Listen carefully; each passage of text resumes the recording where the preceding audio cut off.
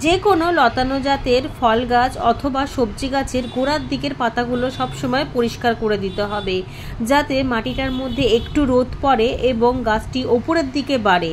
ওপরের দিকের মাথা কেটে দিতে হবে অবশ্যই, তবে নিচের দিকের পাতাগুলোকে কিন্তু তুলে ফেলতে হবে। সবজির ক্যারেটে বসানো এই লাউ গাছগুলোর গোড়ার দিকের দেখুন পুরনো যে হলুদ হয়ে যাওয়া পাতাগুলো সবই পরিষ্কার করে দিয়েছি, তাতেই কিন্তু গাছটার চেহারা ভীষণই ভালো হয়েছে। শুধুমাত্র খাবার দিলেই যথেষ্ট নয়, সাধারণ পরিচর্যাগুলো আমাদেরকে খেয়াল রাখতে হবে।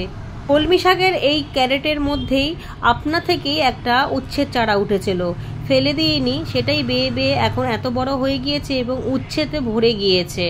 এই উচ্ছে গাছটা কিন্তু একেবারেই অযত্নে হয়েছে, যেহেতু উঠেই ছিল তাই আর আমি ছিঁড়ে ফেলিনি।